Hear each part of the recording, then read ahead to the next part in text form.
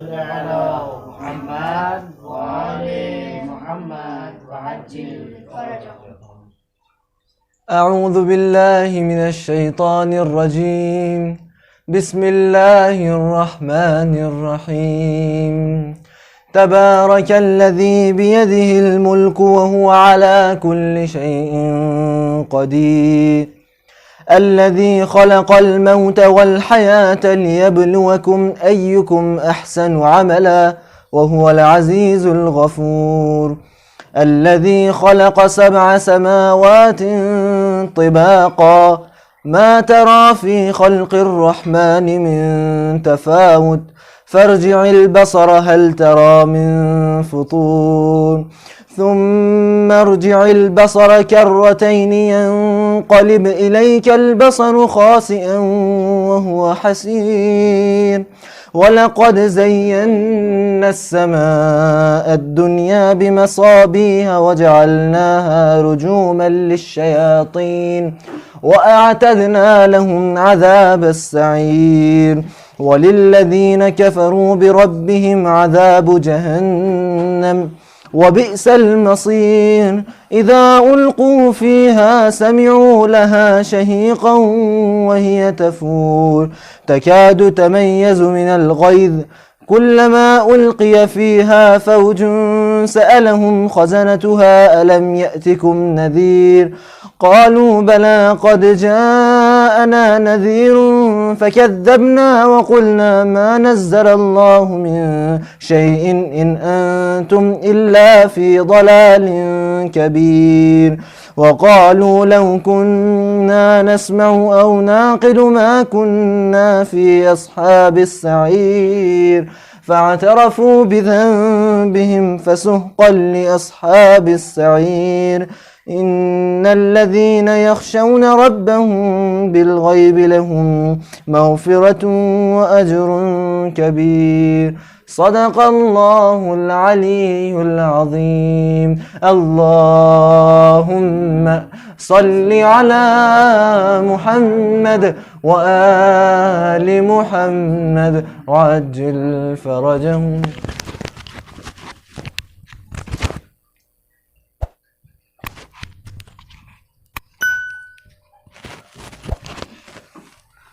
ایک سلوات بھیجیں بر محمد وآل محمد. اللهم صل على محمد وآل محمد. اربعین کے حوالے سے چند اشعار سماعت فرمائیں. دل تڑپنے لگ گیا پھر سے برائے اربعین، دل تڑپنے لگ گیا پھر سے برائے اربعین، چل پڑی مغرب کی جانب سے ہوائے اربعین، چل پڑی مغرب کی جانب سے ہوائے اربعین، بر بنائے کربلا زندہ ہوا دین خدا، بر بنائے کربلا زندہ ہوا دین خدا، کربلا زندہ ہوئی ہے بر بنائے اربعین، کربلا زندہ ہوئی ہے بر بنائے اربعین، دختر زہرا تیرے پیاسے سفر کی یاد میں، دختر زہرا تیرے پیاسے سفر کی یاد میں، آنسوؤں نے اوڑھ رکھی ہے ردائے اربعین، آنسوؤں نے اوڑھ رکھی ہے ردائے اربعین، خوف سے سہمے ہوئے ہیں آج کے سارے یزید، خوف سے سہمے ہوئے ہیں آج کے سارے یزید، پھیلتی جاتی ہے عالم میں صدائے اربعین، پھیلتی جاتی ہے عالم میں صدائے اربعین، اور کیا باقی بچا ہے دامن اسلام میں، اور کیا باقی بچا ہے دامن اسلام میں، ماں سوائے کربلا و ماں سوائے اربعین، ماں سوائے کربلا و ماں سوائے اربعین، اے فرات بے وفا تیرے کنارے کی طرف، اے فرات بے وفا تیرے کنارے کی طرف، چار جانب سے چلے ہیں تشنہائے کربلا اربعین، چار جانب سے چلے ہیں تشنہائے اربعین، ہر نفس پر اس وبا کا خوف طاری ہو گیا، ہر نفس پر اس وبا کا خوف طاری ہو گیا، ہاں مگر جس کو گلے اپنے لگائے اربعین، ہاں مگر جس کو گلے اپنے لگائے اربعین، روکنا چاہا اسے تم نے فقط ایک ملک میں، روکنا چاہا اسے تم نے فقط ایک ملک میں، بن گئی ہر ملک میں لیکن فضائے اربعین، بن گئی ہر ملک میں لیکن فضائے اربعین۔ ایک صلوات بھیجیں بر محمد و آل محمد۔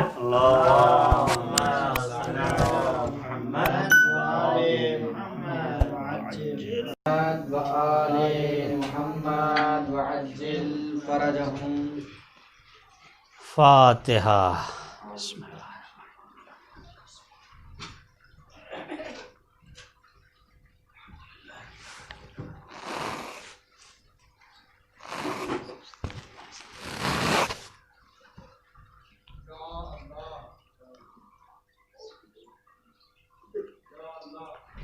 اعوذ باللہ من الشیطان اللعین الرجیم، بسم اللہ الرحمن الرحیم۔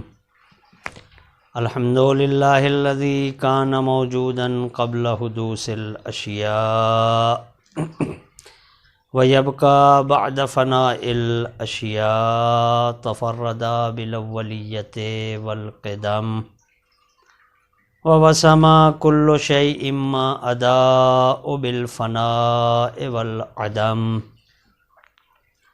كما قال عز شانه كل شيء هالك إلا وجهه وكل نفس ذائقة الموت وكل من عليها فان ويبقى وجه ربك ذو الجلال والإكرام، والصلاة والسلام على سید العرب والعجم، جسمه مقدس مطہر منور معطر، نور الہدی مصباح الظلم شفیع الشیم صاحب الجود والکرم، اللہ عاصمہ والجبریل خادمہ والبراق مرکبہ کعب قوسین جد الحسن والحسین،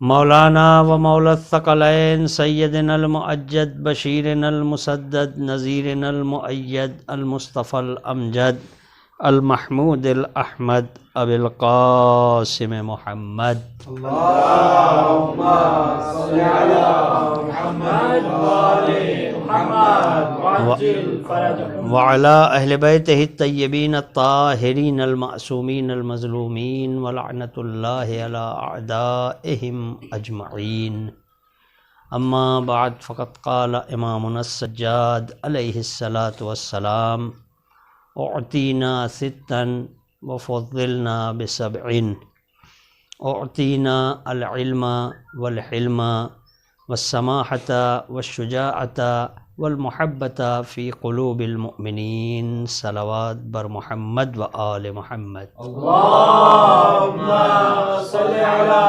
محمد وآل محمد وعجل فرجهم۔ ناظرین کرام اور سامعین محترم، سلسلہ گفتگو آغاز محرم سے جو شروع ہوا تھا اسی کو آگے بڑھاتے ہوئے امام سجاد علیہ الصلاۃ والسلام کے شام میں دیے گئے اس عظیم الشان خطبے کے ذیل میں کچھ معروضات آپ کی خدمت میں پیش کرنے۔ عزیزان محترم، اس خطبے کے سلسلے میں صلوات پڑھنے محمد و آل محمد۔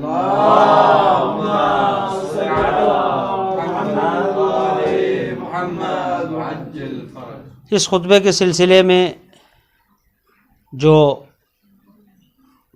مقدمات ہم نے آپ کی خدمت میں عرض کیے، ان تمام باتوں کو ذہن میں رکھتے ہوئے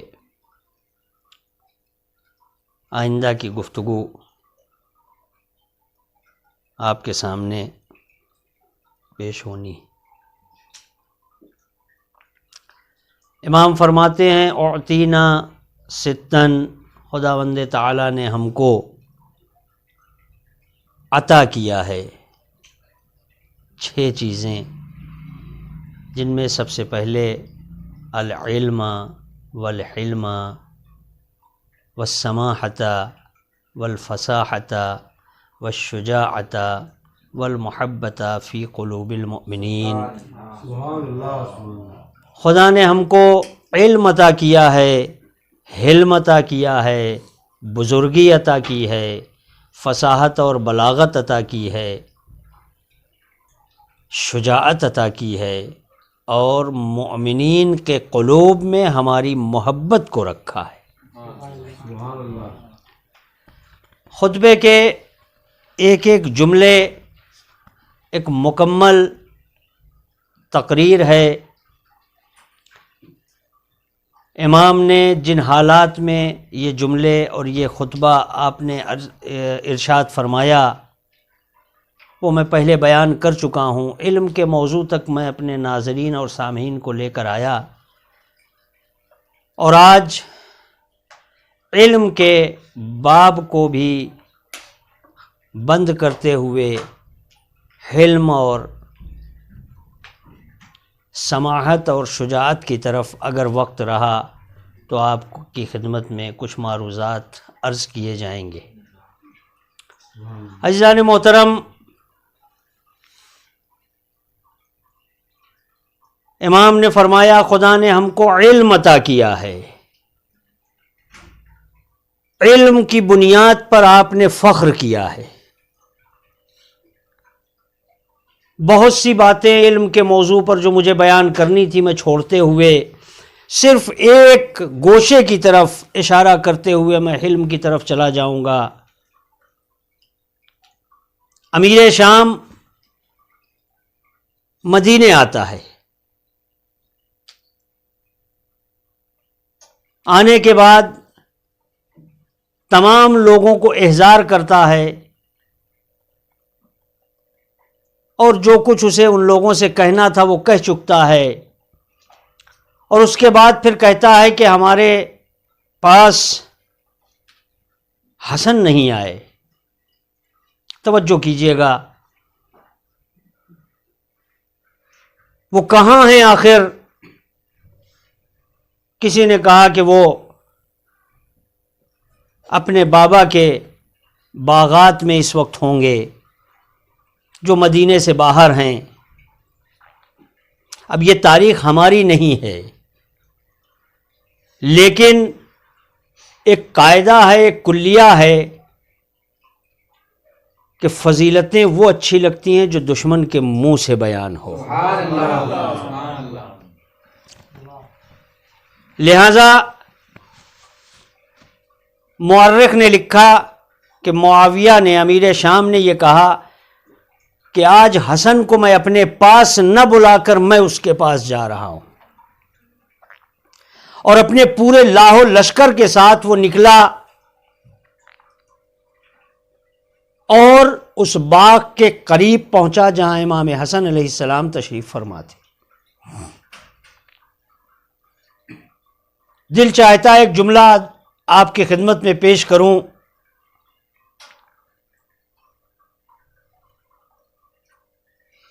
پیاسا کنویں کے پاس جا رہا ہے، اپنے اعتبار سے وہ امام کا امتحان لینے کے لیے اور امام کو نعوذ باللہ ذلیل اور رسوا کرنے کے لیے گیا تھا، مگر جس کو خدا رفعت عطا کرتا ہے اسے دنیا والے ذلیل اور رسوا نہیں کر سکتے۔ پہنچا، لاہور لشکر نے یہ سوچا تھا کہ ابھی حسن جب امیر شام کو دیکھیں گے کھڑے ہو جائیں گے، عرض ادب کریں گے، مگر امام اپنے کام میں مشغول ہیں۔ لوگوں نے تعجب کیا کہ آخر مملکت اسلامیہ کا سربراہ، خلیفہ مسلمین بزعم خود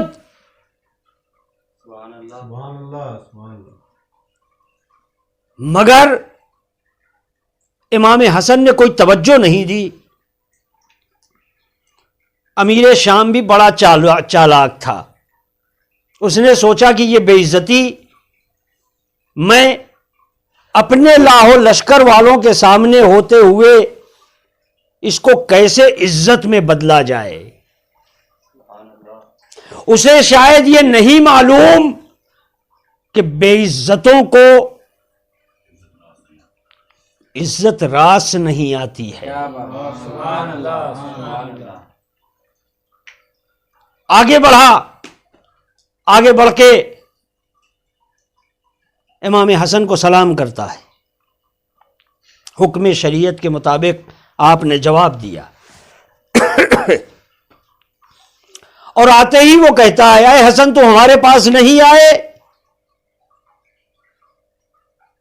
امام حسن نے جواب دیا کہ مجھے کوئی ایسی حاجت پیش نہیں آئی کہ جس کو حل کروانے کے لیے میں تیرے پاس آتا.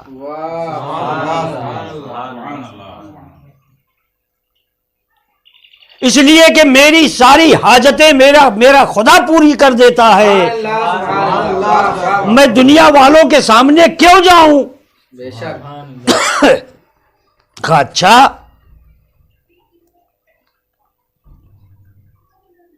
اب فوراً اس نے سوچا کہ اب سوال ایسا کر لیا جائے کہ امام حسن کو ذلیل کر دیا جائے. علم کے موضوع پر گفتگو ہو رہی ہے کہ ہمارے ائمہ طاہرین نے ہمیشہ علم پر فخر کیا ہے. سبحان اللہ. لہذا اس نے کہا کہ سنا ہے کہ آپ لوگ اہل بیت علم غیب کا دعویٰ کرتے ہیں. امام مسکرائے اور مسکرانے کے بعد کہتے ہیں دعویٰ نہیں کرتے ہیں، دعوے وہ کرتے ہیں کہ جو اندر سے خالی ہوتے ہیں. کہاں پھر کہا ہم علم غیب رکھتے ہیں. صلوات پڑھنے محمد اور آل محمد.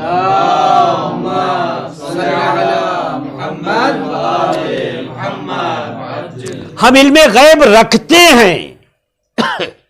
بھئی یہ سن رہا تھا کہ امیر شام نے کہا کہ حسن اگر علم غیب رکھتے ہو تو بتاؤ اس کھجور کے درخت میں کتنے کھجور ہیں.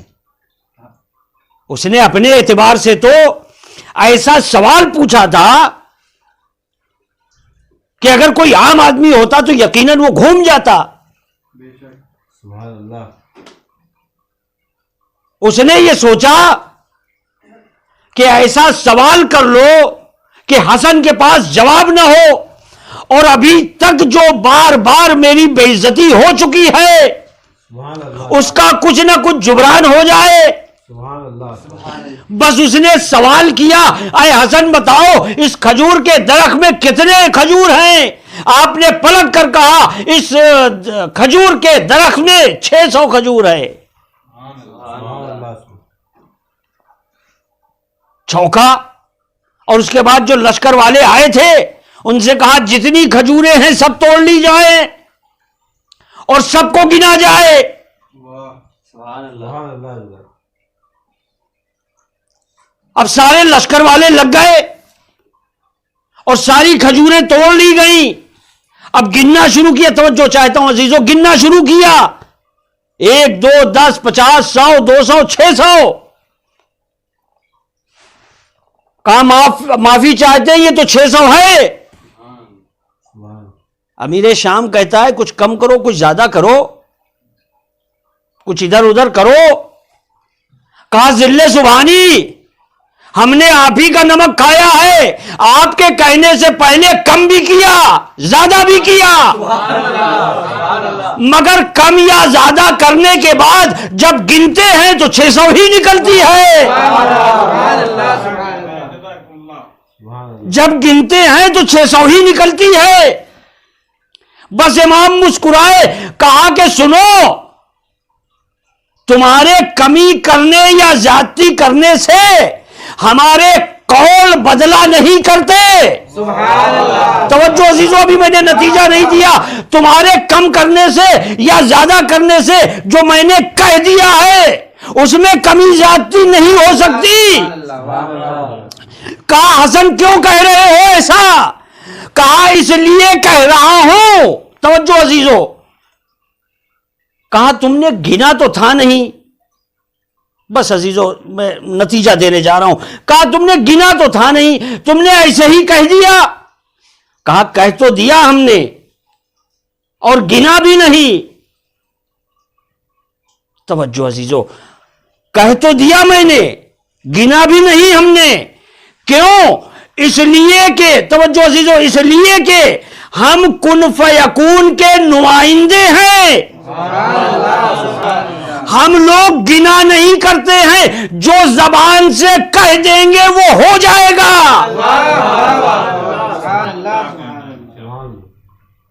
بس اب اس نے سوچا کہ یہ تو بے عزتی پر بے عزتی ہوتی چلی جا رہی ہے، اب کیا کیا جائے؟ کہنے لگے حسن تم تو ہمارے رشتہ دار بھی لگتے ہو۔ سبحان اللہ۔ بس عزیزو، امام نے بھی مسکرا کر جواب دیا کہ اس رشتہ داری کی پول تو میرے بابا نے تجھے پہلے ہی کھول کر بتا دی ہے۔ سبحان اللہ۔ یاد ہے شاید میں نے آپ ہی کے درمیان وہ خطبے کے وہ جملے عرض کیے تھے۔ لہذا وہ گیا اور جانے کے بعد امام حسن کے قریب بیٹھ گیا۔ عزیزو، تخت پر بیٹھنے والے کو، حکومت کرنے والوں کو، لاہو لشکر والوں کو اللہ والے تخت سے زمین تک خود بخود کھینچ لاتے ہیں۔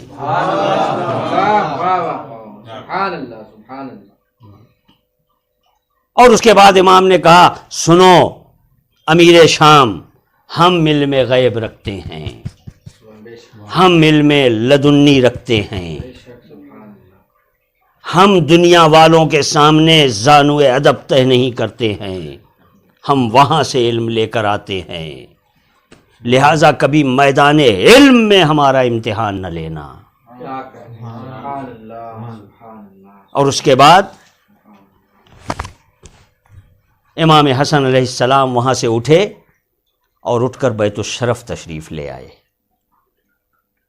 واقعہ اس سے آگے بھی ہے لیکن میں اس کو ختم کرتے ہوئے، یعنی ائمہ اطہار نے میدان علم میں کبھی بھی کسی کے سامنے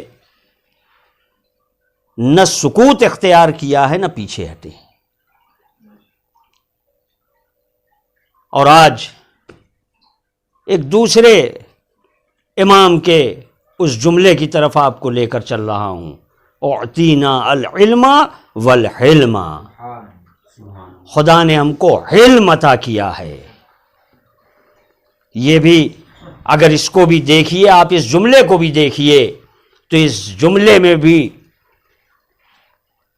فضائل کا ایک سمندر بھرا ہوا ہے۔ خدا نے ہم کو علم عطا کیا۔ علم کے کیا معنی ہیں؟ مفسرین نے، اہل لغت نے مختلف معنی اس کے بیان کیے ہیں۔ کہیں عقل کے معنی میں ہے، کہیں غضب کو دبا لینے کے معنی میں ہے، کہیں اس کے مراتب بیان کیے گئے ہیں۔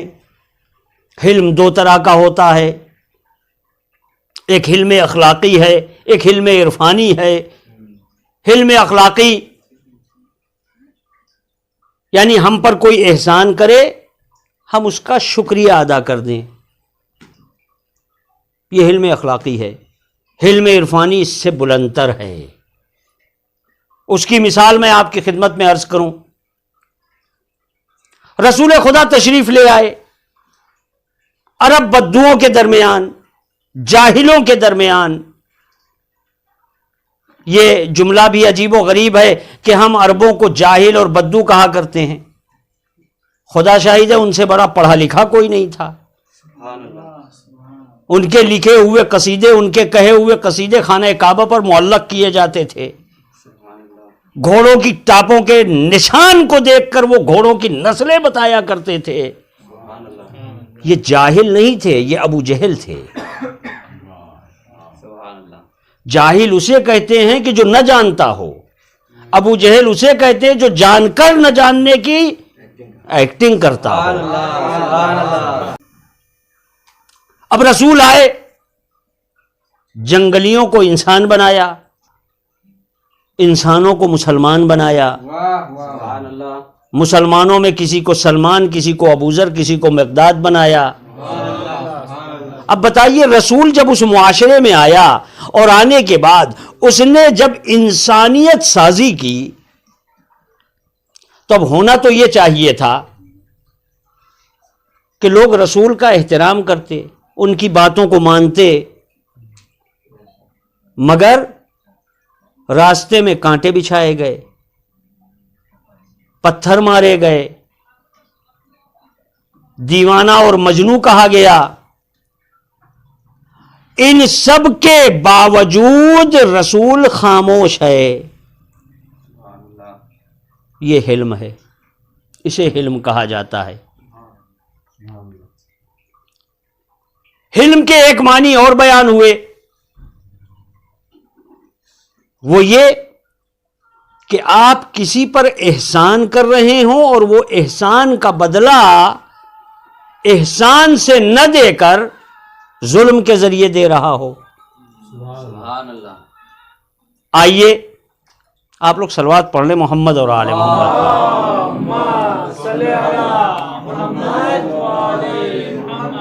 بھیا اگر یہ سیٹ نہیں ہو رہا ہے تو اس کی سیٹنگ بند کر دیجئے اب اور میری طرف متوجہ ہو جائیے. ایک اور صلوات پڑھ لیں محمد اور آل محمد.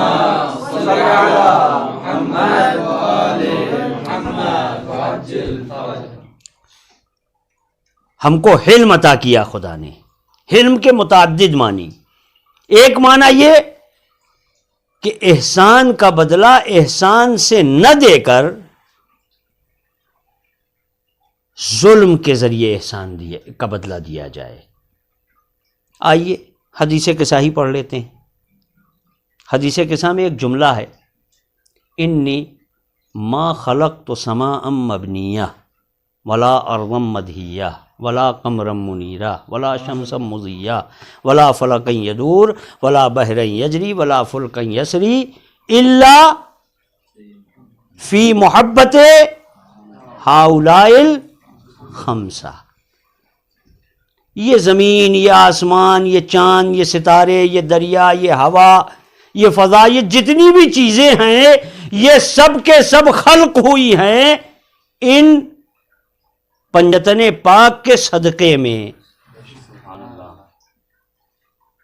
آج دنیا کو اگر ہوا مل رہی ہے تو ان کے صدقے میں.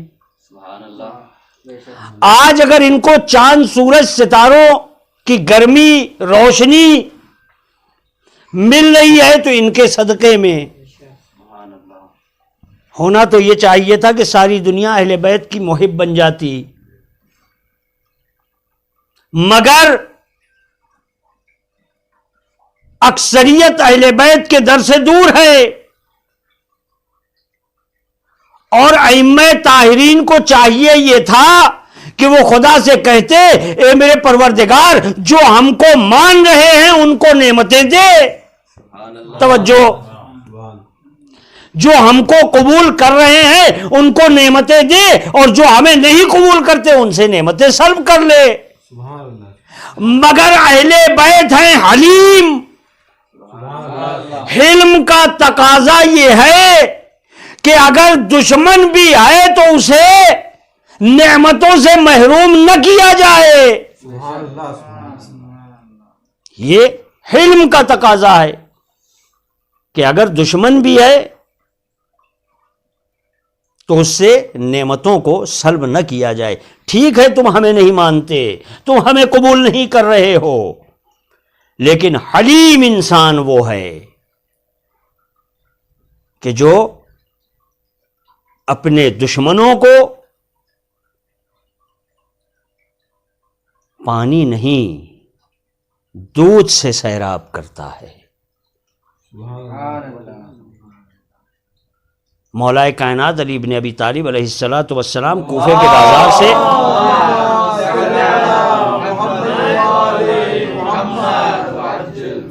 کے بازار سے گزر رہے ہیں، ایک شخص آپ کی توہین کر رہا ہے، آپ سر جھکائے ہوئے مسجد آ گئے، پیچھے پیچھے صحابی، یا علی اس نے آپ کی توہین کی، اجازت دیجیے ابھی اس کی گردن مار دیں۔ مولا مسکرائے، کہا مولا آپ مسکرا رہے؟ کہا اس نے مجھ کو کچھ کہا تھا، اس نے مجھ کو کچھ کہا تھا؟ میں نے تو سنا ہی نہیں، میں نے تو سنا ہی نہیں۔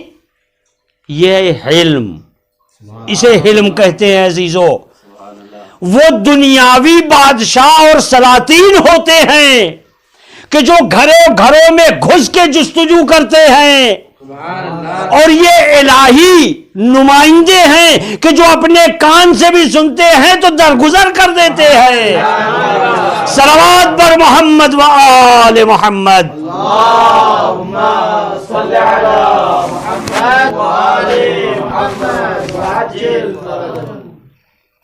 انہیں حلیم کہا جاتا ہے، یہ حلیم ہیں۔ بعض لوگوں نے عقل کے معنی بھی بیان کیے، حلیم یعنی عاقل، اور صادق آل محمد نے ایک روایت میں بھی بیان کیا ہے، ینشعب من الحلم العقل،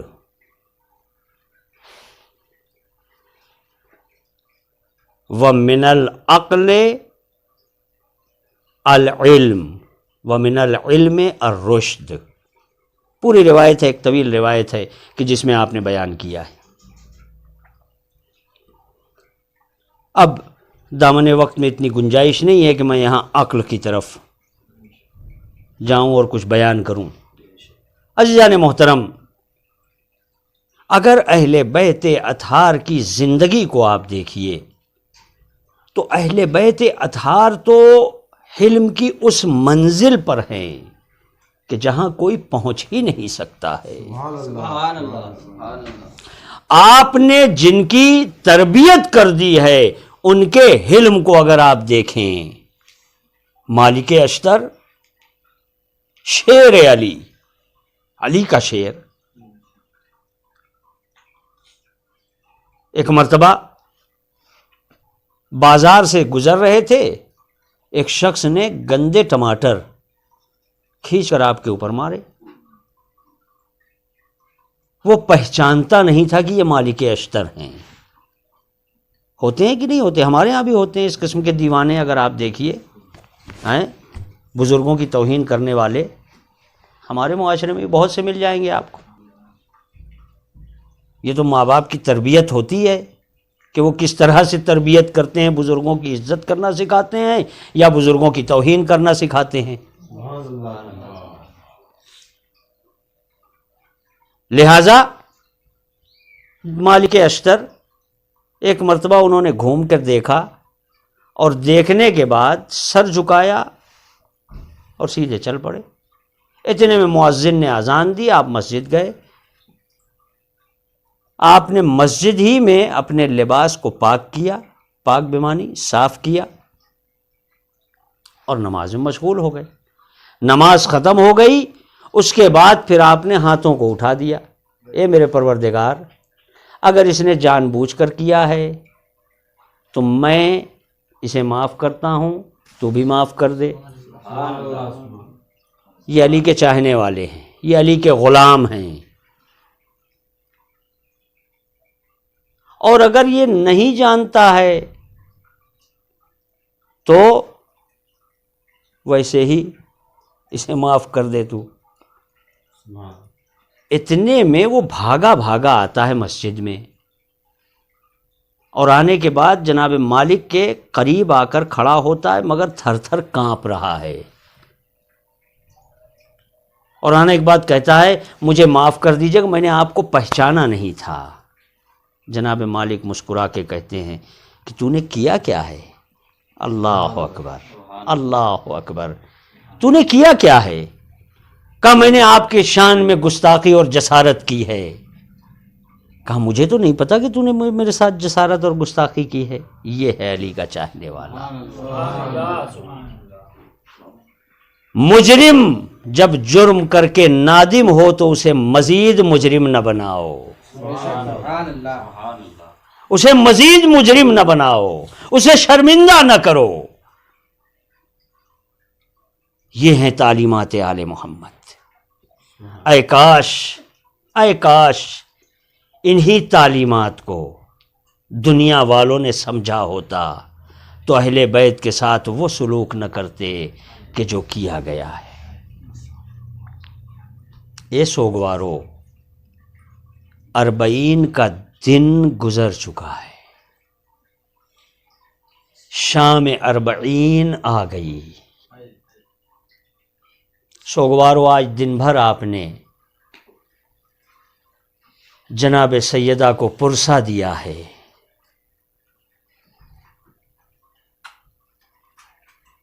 زائر حسین کربلا آیا ہوا ہے.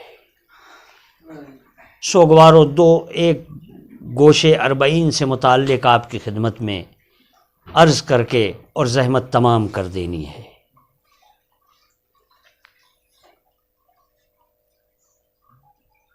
سوگوارو، تاریخ لکھتی ہے کہ جناب جابر کربلا پہنچے ہیں، نابینا ہو چکے ہیں. میں نے جب تاریخ دیکھی ہے تو میں نے تاریخ میں یہ دیکھا کہ جابر اس حادثے کی خبر سننے سے پہلے نابینا نہیں تھے. جب آپ نے یہ خبر سنی کہ حسین سرزمین کربلا پر مار دیے گئے، اتنا گریہ کیا کہ آپ کی آنکھوں کی روشنی چلی گئی. سوگوارو، عطیہ اپنے غلام کے ساتھ کربلا آئے. آنے کے بعد نہر فرات میں غسل کیا. غسل کر کے جب باہر نکلے تو عطیہ نے ایک ایک لباس آپ کو دیا. آپ نے ایک ایک لباس پہنا اور لباس پہننے کے بعد عطیہ نے آپ کو نعلین دیا. آپ نے کہا عطیہ نعلین میں نہیں پہنوں گا. سوگوارو محسوس کریں آپ. اے آقا، زمین کربلا بڑی گرم ہے. اے آقا، زمین کربلا پہ آپ چل نہ پائیں گے ننگے پاؤں. کہا نہیں عطیہ، مجھے نعلین نہیں پہننی ہے. اور جب آپ آمادہ ہو کر زیارت کے لیے نکلے ہیں تو تاریخ لکھتی ہے، مرحوم غلام عسکری صاحب اس مصائب کو پڑھا کرتے تھے کہ جب زمین کربلا پر آپ نے قدم رکھا فرات سے نکل کے تو قدم رکھتے تھے اور اٹھا لیتے تھے، قدم رکھتے تھے اور اٹھا لیتے تھے. عطیہ کہنے لگا اے آقا، میں نے آپ سے نہیں کہا تھا کہ زمین کربلا بڑی گرم ہے، آپ اس پر ننگے پاؤں نہ چل پائیں گے. جابر کہتے عطیہ، میں زمین کربلا کی گرمی سے پاؤں نہیں اٹھا رہا بلکہ اس خوف سے پاؤں اٹھاتا ہوں پتہ نہیں کس جگہ علی و فاطمہ کے لال کا خون گرا ہو. جزاکم اللہ خیر. اے عطیہ، پتہ نہیں کس جگہ پر علی و فاطمہ کے لال کا خون گرا ہو، ارے میرے قدم اس پر پڑ جائے. یہ کہتے ہوئے آگے بڑھے، قبر حسین پر پہنچے. جانے کے بعد آپ نے 3 مرتبہ آواز دی، 3 مرتبہ آواز دی، حسین السلام علیکہ یا ابا عبداللہ الحسین.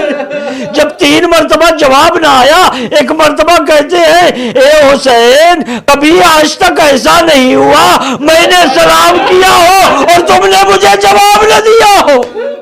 پھر خود ہی جواب دیتے، کہتے ہاں حسین، کیوں جواب دو گے؟ ارے تمہارے تو رگائے گردن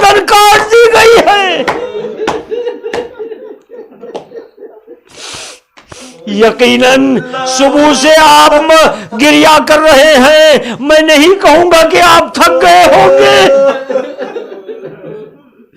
میں نہیں کہوں گا کہ آپ تھک گئے ہوں گے۔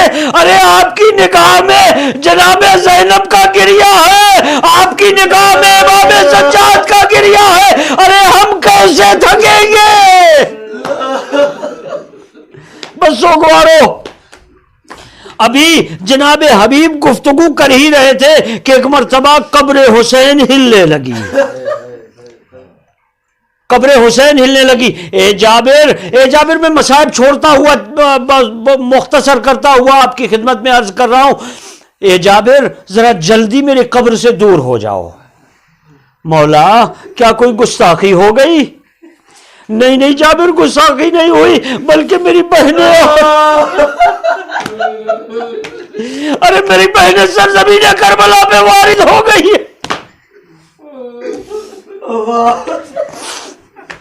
بس سوگوارو، ایک مرتبہ جناب جابر چند قدم دور ہٹ کر کھڑے ہوئے، یہ قافلہ کربلا میں وارد ہو گیا، یہ قافلہ کربلا میں وارد ہوا۔ تاریخ لکھتی ہے کہ ساری بیویوں نے اپنے آپ کو ناقے سے اتارا، مگر زینب نے اپنے آپ کو ناقے سے گرایا، اپنے بھائی کی قبر پہ۔ جزاکم ربکم خیر الجزا، اے میرے مالک ان آوازوں پر اپنی رحمت نازل کر۔ اپنے آپ کو ناقے سے گرایا، اور گرانے کے بعد آئیں، اور آنے کے بعد بھیا کی قبر پہ آ کے ایک جملہ کہا، اے میرے بھیا، زینب شام میں تیرے نام کا، زینب شام میں تیرے نام کا پرچم لگا کر آئی ہے۔ اے بھیا، میں نے تیرے نام کو زندہ جاوید کر دیا، مگر اے بھیا، جب کربلا میں تیرے لاش پہ آئی تھی نا، تو میں نے ایک جملہ کہا تھا، کیا تم ہی میرے ماں کے بیٹے اور میرے بھائی ہو؟ اے بھیا اٹھو اور زینب کو دیکھو، تم بھی وہی سوال کرو گے، اے زینب کیا تم میری ماں کی بیٹی اور میری بہن ہو؟ جزاکم ربکم خیر الجزا۔ اے بھیا بڑی مصیبتیں برداشت کی، اے بھیا قید خانے میں میرے جسم کی چمڑیاں پھٹ پھٹ سی گئی ہے۔ اے بھیا جب تم اول محمد کے لاشیں لے کر آئے تھے تو میں نے تم سے آنکھ نہیں ملایا تھا کہ کہیں تم شرمندہ نہ ہو جاؤ ماں کے سامنے، لیکن اے بھیا آج میں تم سے ہاتھ جوڑ کر معافی چاہتی ہوں، مجھ سے بھی سوال نہ کرنا، اس لیے کہ جسے تم اپنے سینے پہ سلاتے تھے میں اسے قید خانہ شام میں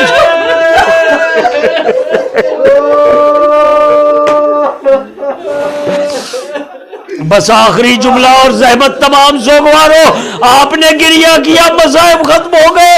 ایک مرتبہ جناب رباب اٹھ کر آتی ہے، آ کر کہتی ہے، بیٹا سید سجاد، تم نے ساری قبروں کی تو نشاندہی کر دی، مگر ایک قبر کہیں نہیں دکھائی دے رہی، مگر ایک قبر کہیں نہیں دکھائی دے رہی۔ کہا پھوپھی اماں، اے میری مادر گرامی کون سی قبر؟ کہا میرے ششماہے کی قبر کہیں نہیں دکھ رہی۔ سوگواروں بہت مصاب ہوں گے آپ، سوگواروں بڑا گریہ کریں گے۔ کہا اماں میں نے انہیں بابا کے سینے پہ دفن کیا ہے، میں نے اپنے ننھے بھائی کو، اپنے ششماہے کو بابا کے سینے پہ دفن کر دیا تھا۔ ایک مرتبہ رباب اٹھی اور اٹھ کے آئی، قبر حسین پر آ کر ایک جملہ کہا، سوگواروں کلیجہ پھٹ جاتا ہے۔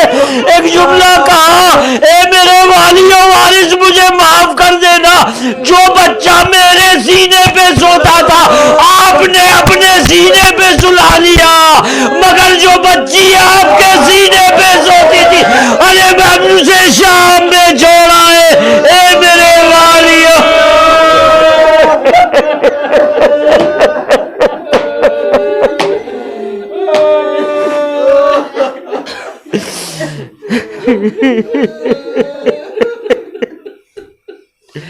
سيعلم الذين ظلموا أي منقلب ينقلبون إنا لله وإنا إليه راجعون. ماتم حسین.